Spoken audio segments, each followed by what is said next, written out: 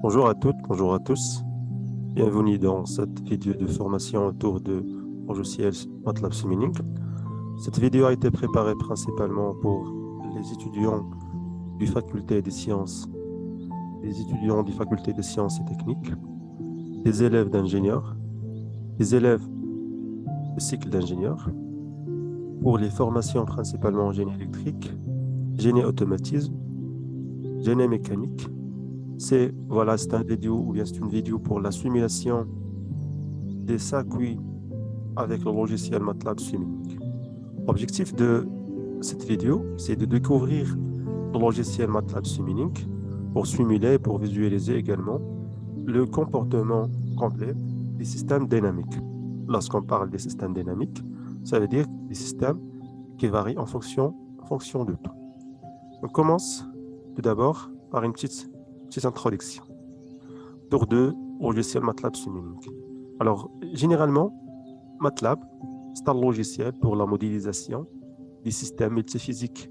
Il a été créé en 1984 par l'entreprise américaine MathWorks. C'est un outil pour simuler des logiciels, se divise en deux grandes parties. La première partie, c'est MATLAB Script, qui travaille avec des codes. Et la deuxième partie, c'est MATLAB Simulink. MATLAB Simulink fait partie de MATLAB. C'est pour la modélisation, la simulation et l'analyse des systèmes dynamiques à partir des blocs. On parle des blocs. Si vous voulez, par exemple, faire un travaux pratique autour d'un projet spécifique, projet électrique, vous devez, par exemple, préparer des montages. Ces montages sont obligatoirement basés sur des appareils de mesure, des sources d'énergie, etc.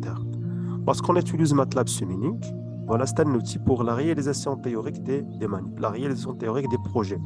Au lieu de l'utilisation des appareils, avec MATLAB, on peut utiliser des blocs. Chaque bloc représente bien évidemment des appareils spécifiques. Je parle par exemple des blocs multimètres, je parle des blocs source de tension, source de courant, diode, des composants électroniques de puissance, des composants électroniques, des composants électriques, des composants de la télécommunication, des composants de l'intelligence artificielle, etc. C'est un outil qui permet de fournir un environnement graphique, parce que je parle des montages graphiques pour la simulation des schémas. C'est un environnement graphique et un ensemble de bibliothèques. Les bibliothèques dans MATLAB se divisent en plusieurs catégories. Et dans chaque bibliothèque, vous trouvez un ensemble de blocs où vous pouvez l'insérer et l'utiliser pour simuler votre projet. Voilà, Simulink, il est intégré dans MATLAB, comme je disais. Il fournit également de nombreux outils d'algorithmes, de visualisation et d'analyse de données sur MATLAB. Vous pouvez, que ce soit passer de MATLAB vers MATLAB Simulink ou bien de MATLAB Simulink vers MATLAB. Voilà un ensemble de circuits qui ont été déjà préparés par MATLAB, bien par MATLAB Simulink, autour des projets de différentes natures. Voilà quelques projets que vous pouvez l'étudier avec MATLAB Simulink ou bien avec MATLAB. Je parle, si vous voulez, de la modélisation des paramètres du moteur électrique. Je parle également de développement des algorithmes de commande vectorielle. C'est tout ça avec MATLAB Simulink. La génération des codes de déploiement dans l'algorithme de contrôle. Je parle également de tout ce qui est système embarqué, de l'informatique industrielle. Je parle de l'Arduino. Vous pouvez également commander et programmer vos cartes Arduino avec MATLAB Simulink. Vous trouvez également des prototypes rapides pour des algorithmes FOC. On pourra également trouver des projets relatifs à la robotique. C'est la modélisation des commandes et la simulation du mouvement de robots. Travailler également dans tout ce qui est prototypage, de ce qui est robot, comme je disais, sur la détection des objets sur l'espace. Par exemple, ici, la détection et le suivi d'une balle verte avec Simulink et Arduino. On parle également de la simulation des systèmes des énergies renouvelables. C'est un système éolien. voilà une Eulien qui a été modélisée avec MATLAB Simulink. Vous parlez également sur la simulation de prototypage. Il y a des diagrammes d'effet, ce qu'on appelle le diagramme d'effet. Également, les systèmes des énergies renouvelables dans tout ce qui est solaire, solaire photovoltaïque, solaire thermique, etc. Vous pouvez également travailler en passant entre plusieurs logiciels. Par exemple, ici, le fameux logiciel Simulink, ou plutôt SolidWorks. Vous pouvez travailler et jongler entre les deux logiciels en important, par exemple, des objets à partir de Simulink ou bien à partir de SolidWorks vers le logiciel Simulink. Pour travailler avec Simulink, vous devez tout d'abord lancer MATLAB. Lorsque vous lancez MATLAB, vous trouvez cette icône relative à MATLAB Simulink. Lorsque vous cliquez, vous trouvez un ensemble de bibliothèques dans lesquelles vous trouvez un ensemble de blocs nécessaires pour votre projet. La fenêtre des bibliothèques, c'est cette fenêtre ici. Trouvez à gauche le nom de bibliothèque et à chaque fois que vous cliquez sur une bibliothèque, vous trouvez l'ensemble de blocs relatifs à cette bibliothèque. Chaque partie, chaque bibliothèque contient un ensemble de blocs spécifiques à cette bibliothèque. Je parle ici de la partie Simulink. Dans Simulink, vous trouvez des bibliothèques comme les used, ça veut dire les éléments ou bien les blocs utilisés plusieurs fois, des blocs avec des fonctions continues, des blocs avec des fonctions discrètes, des blocs pour des opérations mathématiques, l'addition, la soustraction, le produit, etc. Vous trouvez également des ports, bien des bibliothèques pour le signal routing. Vous trouvez également ce qu'on appelle des blocs sync et des blocs sources. Des blocs sources pour par exemple, des générateurs de courant, des générateurs de tension, des générateurs d'impulsion. Alors, les sources, ça veut dire des blocs qui disposent juste des sorties. Ce sont des blocs comme des générateurs. Alors ici, quelques classements de logiciels ou bien des bibliothèques de logiciels. Trouvez la partie source des signaux. Dans la partie source, pour générer des signaux à partir d'un échelon, à partir du rampe, signal discret ou bien des générateurs d'impulsion, un clock, timer, un signal sinusoïdal. Alors dans l'affichage, vous trouvez les scopes, les oscilloscopes pour visualiser la tension de sortie, le courant de sortie, le signal de sortie en général, les écrans d'affichage pour visualiser la valeur de sortie, des blocs discrets pour des mesures, des fonctions de transfert, etc., des blocs linéaires et des blocs non linéaires. On peut, si vous voulez, classer les blocs en plusieurs catégories.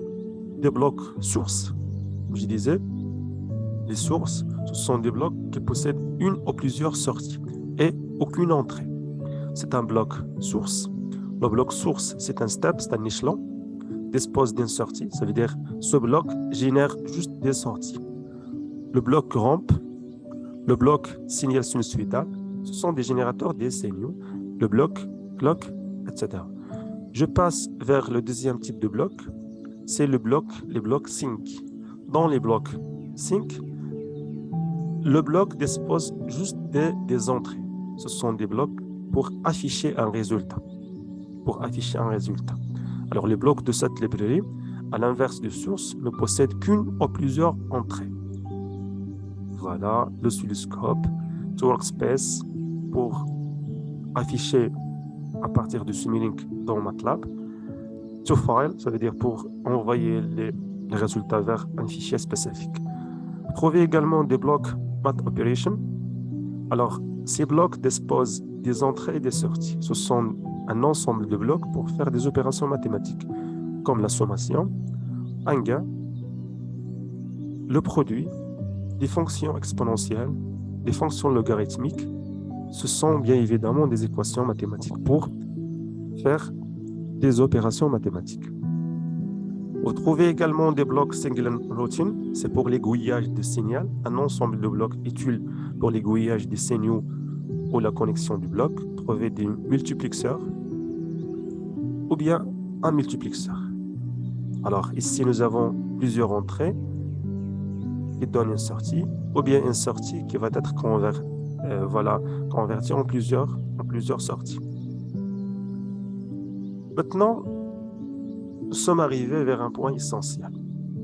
C'est comment construire votre schéma bloc dans MATLAB Simulink. Tout d'abord, vous devez insérer les blocs nécessaires pour votre schéma.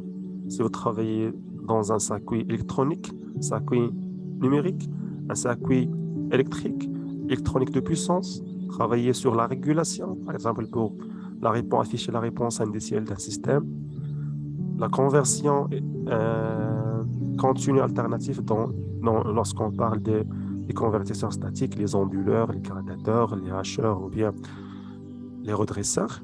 C'est bon? La première des choses, c'est l'insertion du bloc. C'est l'insertion du bloc dans la partie de l'affichage. Par la suite, il faut connecter les blocs. Il faut connecter les blocs avec la souris. Voilà un schéma bloc qui a été réalisé avec MATLAB Simulink.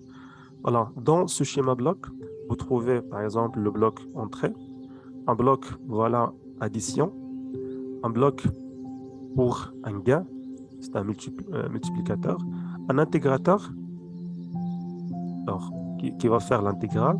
Vous pouvez également utiliser l'intégrateur si vous voulez travailler dans l'asservissement du système, la régulation du système, en utilisant le régulateur PID, potentiel, alors fonction proportionnelle, intégrale, dérivée. Voilà l'intégrateur toujours, trouver un gain, trouver le dérivé, la fonction dérivée, etc. Un point également très essentiel, c'est le paramétrage de bloc. À chaque fois que vous insérez un bloc, vous devez paramétrer le bloc suivant le cahier des charges de votre projet. Pour paramétrer un bloc, cliquez 2 fois sur le bloc et vous trouvez les paramètres relatifs à ce bloc et vous commencez à insérer les valeurs suivant les valeurs ou bien suivant les données nécessaires à votre projet. Voilà, nous avons ici un exemple de paramétrage de bloc. C'est un bloc source qui dispose d'une sortie. C'est un générateur de signal sinusoïdal. Dans ce bloc, lorsqu'on clique 2 fois sur le bloc, on trouve les paramètres suivants. Alors, nous avons ici l'amplitude, ça veut dire c'est l'amplitude de la source, c'est l'amplitude de signal sinusoïdal. La composante contrôle, bias, la fréquence de votre signal, la phase, ou bien le déphasage, et la période d'échantillonnage. Suivant votre projet, ou bien suivant votre exercice, vous devez paramétrer ce bloc. Nous avons également un bloc scope, c'est un bloc sync, ça veut dire nous dispose que des entrées pour l'affichage, pour la visualisation des résultats. Voilà, lorsque vous cliquez 2 fois sur le scope, vous trouvez un écran d'affichage et dans l'écran, vous pouvez paramétrer, par exemple, pour rajouter d'autres entrées, si vous voulez visualiser plusieurs entrées en même temps, faire des zooms, zoomer ou bien dézoomer sur l'écran d'affichage. Alors, on va maintenant essayer de traiter des exemples simples avec MATLAB Simulink. Pour traiter cet exemple, alors on peut juste afficher ici un signal sinusoïdal sur un scope. C'est simple. Je passe maintenant vers MATLAB. Pour lancer Simulink, voilà, c'est l'interface MATLAB. Pour lancer Simulink, cliquez sur l'icône Simulink. Voilà, il peut parfois prendre beaucoup de temps pour s'afficher. Alors, je travaille principalement maintenant avec la version 2021. Il dispose d'un ensemble de bibliothèques relatives aux différents domaines, que ce soit domaine électrique, domaine de l'intelligence artificielle, domaine de l'informatique, domaine de la télécommunication, de la robotique, etc. Cliquez sur Nouveau modèle.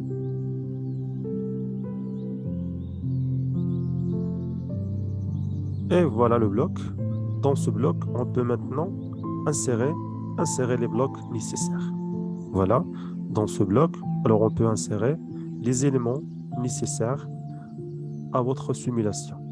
Pour afficher la bibliothèque des blocs, trouvez ici Library Browser, cliquez sur Library Browser et vous trouvez les blocs relatifs à votre, ou bien les blocs nécessaires que vous pouvez utiliser pour construire votre schéma bloc. Nous avons, comme vous voyez ici, les bibliothèques, bibliothèque Suminic, bibliothèque Aerospace Block 7, Audio, alors AutoStar, Deep Learning Toolbox, HTL Verifier, Phase Array System Tools, RF Block 7, Semscape, c'est une bibliothèque pour tout ce qui est électronique de puissance, électricité. Trouvez également Vehicle Network Toolbox, c'est un logiciel Wireless HTL Toolbox. C'est une version, c'est une nouvelle version dans laquelle vous trouvez un ensemble de bibliothèques nécessaires pour la construction de votre schéma bloc. Dans la partie Suminic, vous trouvez également un ensemble de portions relatives à la bibliothèque. La partie bibliothèque commonly used sont un ensemble de blocs que vous pouvez trouver directement et vous pouvez l'utiliser plusieurs fois. Les blocs continuous, par exemple, un bloc de la fonction dérivée, un bloc de la fonction intégrale, la fonction ou bien un bloc PIT, c'est un bloc correcteur, une fonction de transfert continu, etc. Dans la partie Math Operation, vous trouvez les blocs pour les opérations mathématiques. Vous trouvez la division, le produit, la valeur absolue, l'addition, le gain, etc. Dans Sync, je disais, Sync, ce sont les blocs pour tout ce qui est affichage. Display, c'est un écran d'affichage pour afficher des valeurs. Ovescope, pour la visualisation des sorties. C'est un oscilloscope pour la visualisation des sorties. Dans Source,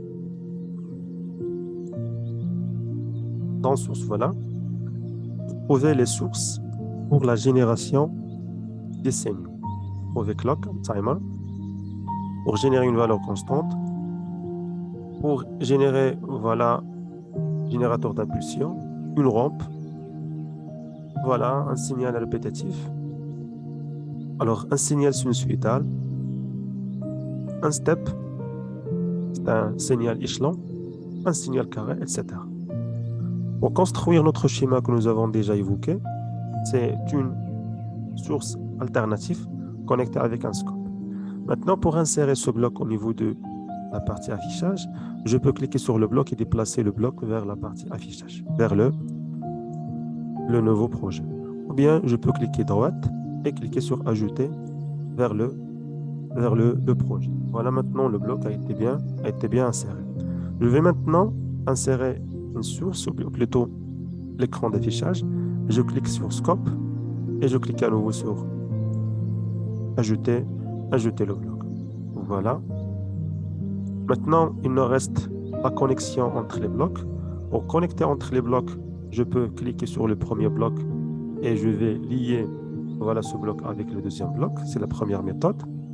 Ou bien, vous pouvez utiliser une méthode simple, c'est de cliquer sur le premier bloc, cliquer sur CTRL et cliquer sur le deuxième bloc. C'est également simple. Je passe au paramétrage du bloc. Pour le paramétrage du bloc, cliquez 2 fois dessus sur le bloc SineWave, ça veut dire la source alternative, la source sinusoïdale plutôt. Je clique 2 fois et vous trouvez la partie de paramétrage du bloc. Dans la partie de paramétrage de bloc, vous trouvez l'amplitude, vous trouvez le bias, la fréquence, le déphasage et l'échantillonnage. Je peux garder ces paramètres pour visualiser la sortie. Voilà, OK. Je clique également sur le scope 2 fois pour voir l'affichage. Actuellement, il a été affiché. Si vous trouvez également un temps de simulation, ça veut dire que votre simulation va stopper au bout d'un temps de 10 secondes. Le 10 secondes, ça veut dire que ce n'est pas le temps de simulation. Ce n'est pas le temps nécessaire pour simuler votre projet, mais c'est le temps pour l'affichage de votre résultat. Ça veut dire le graphe qu'on va avoir par la suite sera sur un axe des abscisses de 10 secondes. Alors, je peux travailler avec 10 secondes. Je lance la simulation. Ici, vous pouvez lancer la simulation avec cette icône ou bien avec CTRL-T. Cliquez sur lancer la simulation. Cliquez 2 fois sur le scope pour visualiser le résultat. Voilà, c'est un signal sinusoïdal avec une amplitude de 1 qui est affiché sur un temps de 10 secondes.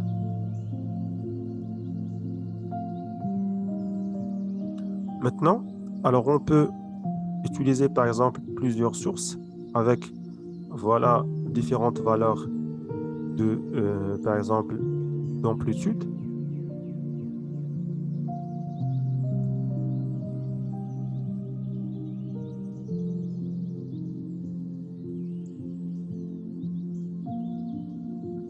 Je peux travailler sur un ensemble de blocs ici. Insérer par exemple 3 sources sinusoïdales. Pour ce faire, je peux insérer à nouveau une source sinusoïdale ou bien cliquer droite, cliquer sur copier et cliquer par la suite sur paste. Cette méthode est utilisable. Ou bien une méthode simple, si vous cliquez sur le bloc, cliquez sur CTRL et vous glissez le bloc pour faire une copie. Voilà, pour afficher ces 3 blocs, alors on aura besoin de 3 scopes, ou bien on peut paramétrer le bloc scope pour qu'on puisse, qu'on peut utiliser 3 entrées. C'est simple. Comment? Je clique sur cette partie pour le paramétrage du bloc. Scope. Vous trouvez ici dans Number of Input Ports, vous insérez 3 blocs et OK. Maintenant, on va connecter chaque bloc avec le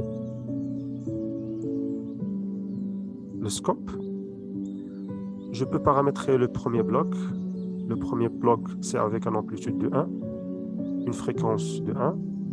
Deuxième bloc avec une amplitude, par exemple, de 1,5, avec une fréquence de 2. Troisième bloc avec une amplitude de 2 et avec une fréquence de, par exemple, 5. Et je clique sur OK et je clique sur simuler pour visualiser le résultat. Voilà les 3 signaux affichés. Premier signal, avec une amplitude de 1. Le deuxième signal avec une amplitude de 1,5. Le troisième signal avec une amplitude de 2 et avec une fréquence de 5. Alors, on peut garder la même fréquence, par exemple, pour les 3 signaux avec différentes valeurs d'amplitude. Voilà, ici c'est 1.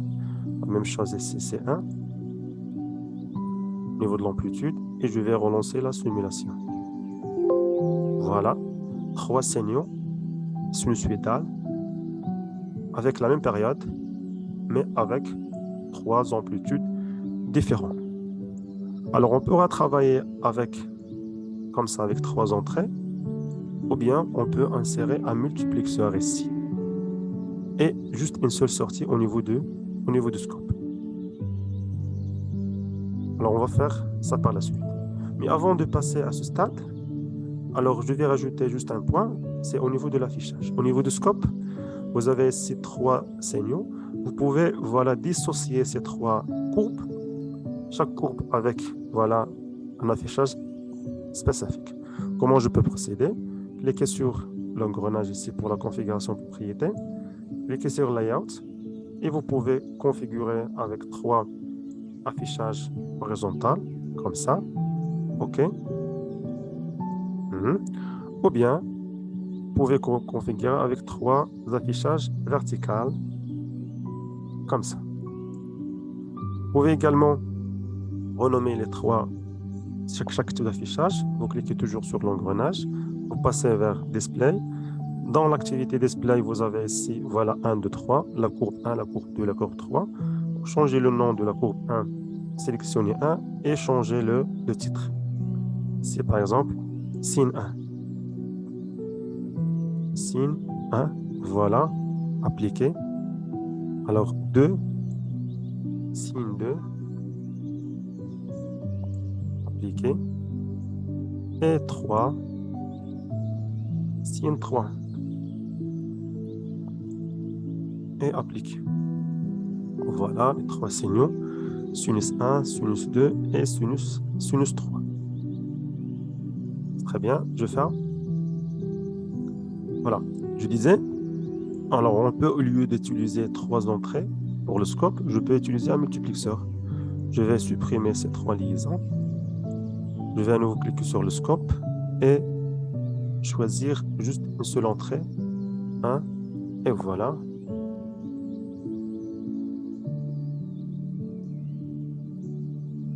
Je vais insérer, voilà, un multiplexeur. C'est un multiplexeur. Voilà. Cliquez sur Ajouter au bloc. Cliquez 2 fois pour paramétrer le multiplexeur et cliquez sur 3 pour utiliser 3 entrées au lieu de 2 entrées. Et je vais connecter, voilà, comme d'habitude, les entrées avec le mux et le mux avec la sortie. Alors, je clique ici pour paramétrer, juste une seule, voilà, pour l'affichage. Et je vais maintenant cliquer sur Simuler pour simuler à nouveau mon circuit. Voilà, ces 3 circuits. Je peux par exemple changer l'amplitude de signal 1 vers par exemple 5, si vous voulez. Relancer la simulation. Et voilà, le signal 1 avec une amplitude de 5. Vous pouvez également utiliser la règle ici pour trouver les coordonnées d'un point spécifique. Lorsque vous cliquez sur la règle, vous trouvez ici deux droites verticales, chaque droite avec un point. Voilà. Alors, ce point, lorsque vous passez à droite, vous trouvez les coordonnées de ce point, les coordonnées de point 1 et les coordonnées de point 2. Alors, le point 1, si vous cherchez la signification du point 1, le point 1 et le point 2, c'est toujours dans la courbe. Voilà. Courbe jaune. Pour afficher l'autre point sur la deuxième courbe, cliquez sur cette flèche et passez sur Sine Wave 1. Voilà. Alors, voilà maintenant, le premier point donne toujours le signal 1. Je peux cliquer, voilà. Alors, dans Setting, je passe vers un Sine Wave 1 et 2, Sine Wave 2. Voilà maintenant, Sine Wave 1, c'est dans la courbe jaune. Sine Wave 2, je suis sur la courbe bleue. Je peux maintenant charger les coordonnées.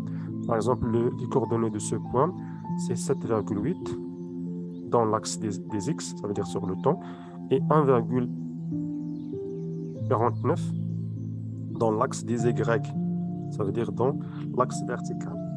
La même chose, ce point représente les coordonnées 1,58 et les ordonnées 4,99. Voilà, c'est ici.